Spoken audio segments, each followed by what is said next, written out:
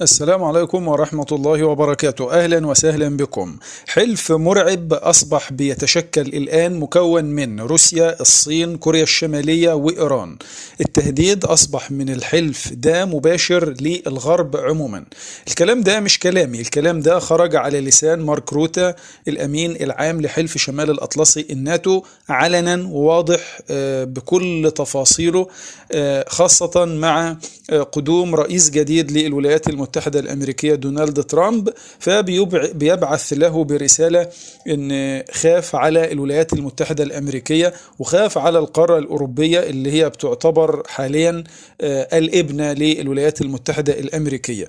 روتا يعني اتكلم على ثقة كبيرة جدا في قدرة على التفاوض مع الرئيس الأمريكي دونالد ترامب، وقال إن روسيا مش هتتوقف، وكأنه بيسخن الولايات المتحدة الأمريكية في حال انها حققت انتصار في اوكرانيا، وده بالفعل حصل على الارض، واصبحت روسيا الان في موقف المنتصر بعيدا عن راس الاداره الامريكيه.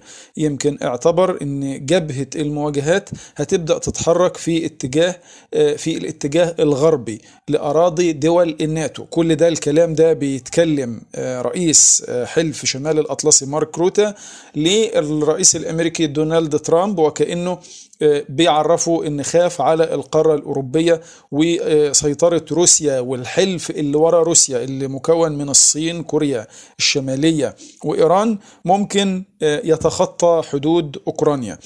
تفاصيل مرعبة في الموضوع ده تحديدا معانا في فيديو النهاردة، ومعانا حاجات كتير تانية.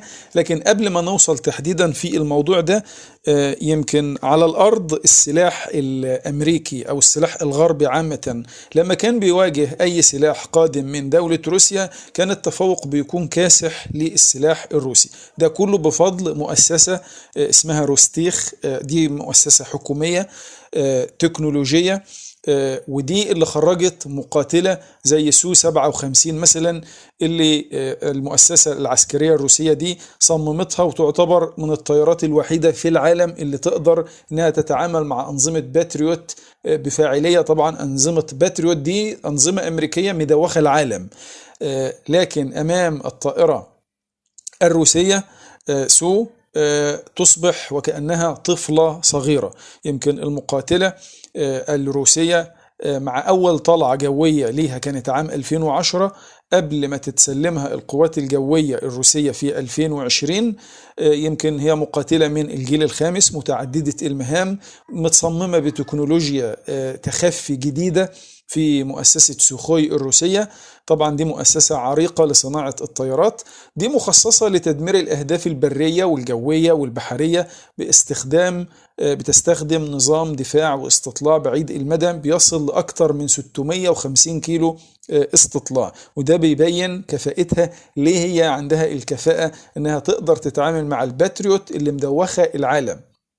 ده اللي مجنن مارك روتا رئيس حلف شمال الأطلسي الناتو، ده اللي مجنن زعماء القارة الأوروبية، وده اللي كان مجنن جو بايدن لما كان رئيس للولايات المتحدة الأمريكية، وده اللي مخلي حلف الناتو يبدأ يعمل عمليات تسخين للإدارة الأمريكية دونالد ترامب، بحيث أن يستمر في نفس النهج واستمرار الحرب واستمرار اشتعال شرق القارة الأوروبية مع دونالد ترامب كما كان في عهد سابقه. يمكن الناتو شبه اعترف بهزيمة لكييف وانتصار للجيش الروسي على الأرض في أوكرانيا، وبالتالي بدأ يستعد لمعركة جديدة. ما هو أبعد من أوكرانيا ظنا منهم أن روسيا عندها المخطط أنها تتخطى حدود أوكرانيا وتسيطر على شرق القارة الأوروبية بالكامل. يمكن الكلام ده نقلا عن أحد المجلات المتخصصة في الشأن الأوروبي والأمريكي، مجلة فورين بوليسي. يمكن نقلت عن حلف الناتو ومسؤولين أمن غربيين، كلهم اتفقوا على أن أوكرانيا خلاص خسرت الحرب ببطء شديد. ما حسيناش إمتى خسرت أوكرانيا الحرب، لكن في النهاية انتصر الروس. الشتاء الحالي قد يكون حاسم، قد توجه الضربة القاضية للإدارة الأوكرانية والنظام النازي في أوكرانيا. المجلة أكدت أن الرئيس الأمريكي دونالد ترامب وتصريحاته اللي كانت من قبل ما يتولى السلطة في الولايات المتحدة الأمريكية كلها بتتجه لقصة التسوية وقصة التفاوض وإجبار فلوديمير زيلينسكي على التفاوض مع الجانب الروسي والإقرار بالأمر الواقع في النهاية والاعتراف بالهزيمة. أضف أن يمكن دونالد ترامب نفسه انتقد أكثر من مرة نهج الولايات المتحدة الأمريكية تجاه الصراع في أوكرانيا، وانتقد زيلينسكي صراحة وعلنا، ووصفه أكثر من مرة بأنه أفضل بائع وأنه ضحك على الأوروبيين وعلى الأمريكان. وكل زيارة ليه كانت بتنتهي بالحصول على مساعدات بمليارات الدولارات من الولايات المتحدة الأمريكية أو من الدول الأوروبية.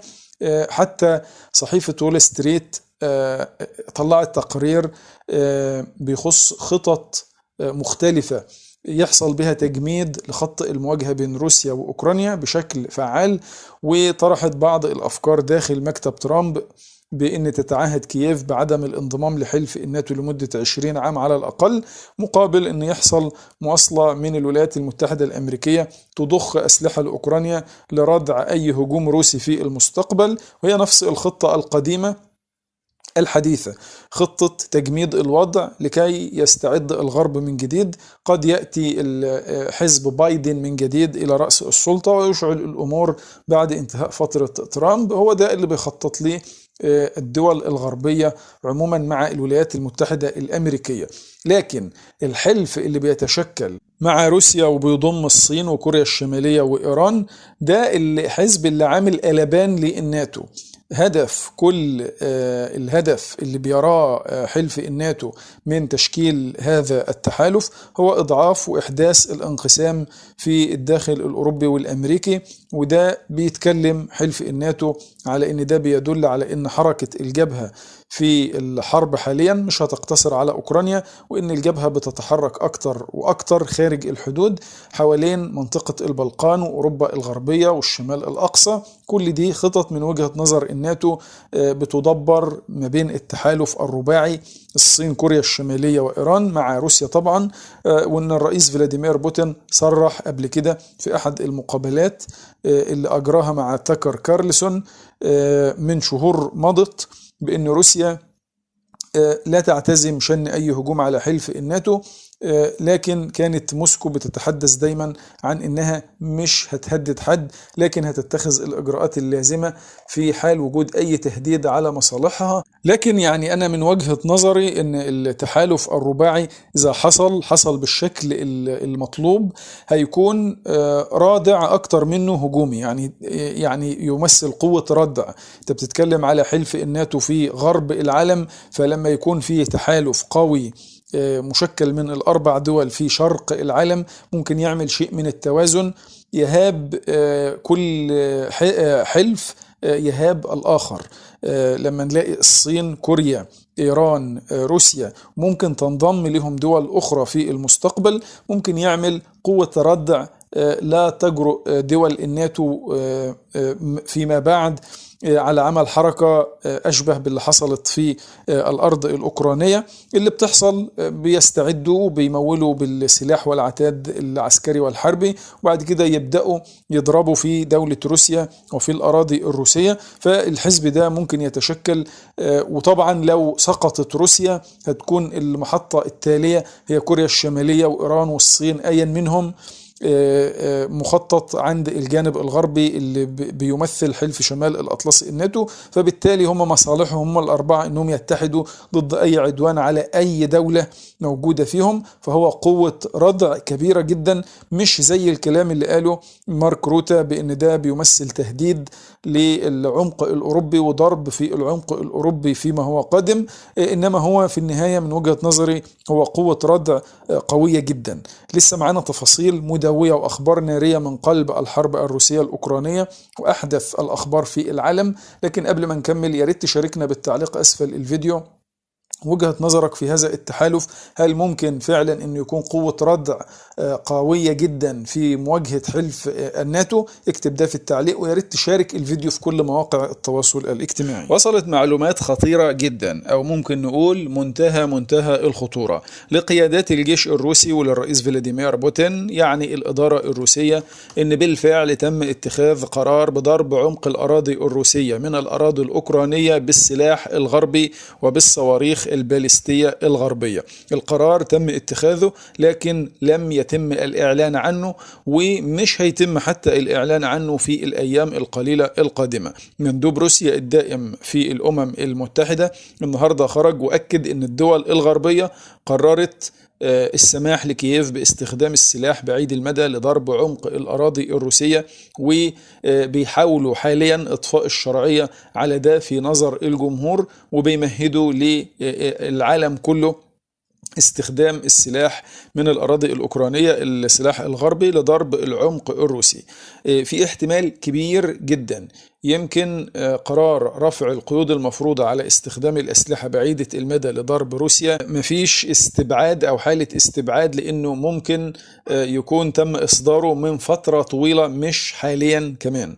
ببساطة احنا بنشهد في المرحلة الحالية نوع من إطفاء الشرعية على القرار، أو قرار استخدام السلاح بعيد المدى لضرب روسيا، السلاح الغربي طبعا في نظر الرأي العام. روسيا طبعا تعتبر رد ساحق وناري على القرار ده، اللي مش عارفين تم اتخاذه امتى تحديدا.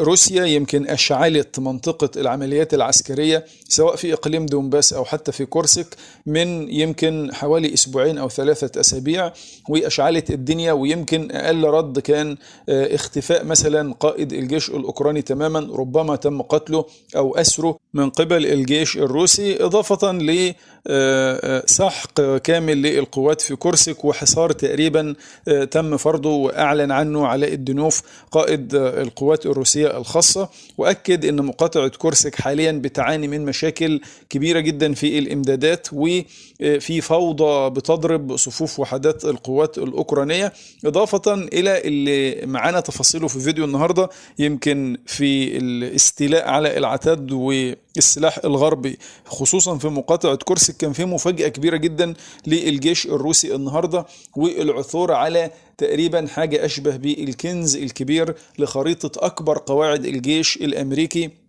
في أحد عربات برادلي اللي اغتنمها الجيش الروسي في مقاطعة خاركوف. معانا تفاصيل اللي لقوه في الخريطة كان إيه، عبارة عن إيه المفاجأة فيه، إيه تفاصيله، معانا كل ده في فيديو النهاردة. كمان ضربة جديدة بتتلقاها الإدارة الأوكرانية لما بتعرف بكارثة ديموغرافية في البلاد اللي هي أوكرانيا، مسرحها القارة الأوروبية نفسها اللي هي يفترض أنها تكون مساندة للأوكرانيين. مئات الآلاف من المواطنين الأوكرانيين اللي غادروا أوكرانيا بدأوا يقدموا طلبات للتخلي عن جنسيتهم الأوكرانية. الكلام ده مش بيحصل الأيام دي فقط، وإنما طيلة العامين الماضيين، لكن بدأ يكون بوتيرة أسرع وأكبر حاليا. كارثة، يمكن مئات الآلاف من طلبات التخلي عن الجنسية الأوكرانية في أشخاص سواء كانوا موجودين خارج حدود أوكرانيا لفترات طويلة وكان عندهم جنسيات مزدوجة، هم طبعا ببساطة بيتخلوا عن جوازات السفر الأوكرانية. أحد نواب البرلمان الأوكراني أكد أن السبب في التخلي الجماعي عن الجنسية الأوكرانية هو طبعا رفض كييف تقديم الخدمات القنصلية للمواطنين في الخارج، وده تم إلغائه بعد كده. وزارة الخارجية الأوكرانية أكدت أن مئات الآلاف بدأوا يستغنوا عن جوازات السفر الأوكرانية بالخارج، وبالتالي يمكن كان السبب الرئيسي أنهم كانوا مشمولين بالخدمة العسكرية في الخارج، وعملوا تحديث لبياناتهم وتسجيلهم العسكري، وبالتالي قد يكونوا مطلوبين في أي لحظة للحرب ضد روسيا، فبدأوا يتخلوا مئات الآلاف عن الجنسية الأوكرانية. النهاردة الخريطة الكنز اللي وجدها الجيش الروسي في أحد مدرعات برادلي اللي اغتنمها الجيش الروسي في مقاطعة خاركوف شرق أوكرانيا فيها خطط التدريب بقاعدة فورت إيرون الأمريكية، ومحاكاة لمواجهة الجيش الروسي. الخريطة دي وصلت لإيد الجيش الروسي بعد اغتنام عربة برادلي في اتجاه كوبيانسك في مقاطعة خاركوف، والرسومات اللي موجودة فيها بتحدد مسارات تحرك العربات المدرعة والملاجئ وقطاعات إطلاق النار ونقاط الإنزال وغيرها من العلامات والإشارات. بينت الخريطة خريطة فورت إيرون أكبر قواعد التدريب للجيش الأمريكي طبعا في صحراء موهافي، فيها محاكاة لعمليات القوات الأمريكية في العراق وأفغانستان وللمعارك أيضا في أوكرانيا. طبعا القاعدة الأمريكية دي هي قاعدة وطنية للتدريب، طبعا بتعد موقع رئيسي بيتخذه الجيش الأمريكي في ولاية كاليفورنيا للتدريب ضد المنافسين المحتملين. معروف أن القوات الروسية بشكل مستمر جدا بتدمر عربات برادلي اللي بتقدمها الولايات المتحدة لأوكرانيا، وتم اغتنام العديد منها. وأكدت القيادة الروسية أن العربيات دي بتحترق بشكل جيد، وإنها مش هتغير الوضع على الجبهة تماما، بل بالعكس بيغتنمها الجيش الروسي بما فيها من خرائط زي العربة دي اللي تم اغتنامها، ووجدوا فيها تفاصيل لما يقوم به الجيش الأمريكي من محاكاة لواقع الحرب على الأراضي الأوكرانية. وصلنا معاكم لنهاية الفيديو. اللي كمل معانا للنهاية دعمك للفيديو بلايك واشتراكك في القناة هيوصل لك كل جديد من فيديوهاتنا ومن أخبارنا القادمة. شكرا لكم، السلام عليكم ورحمة الله وبركاته.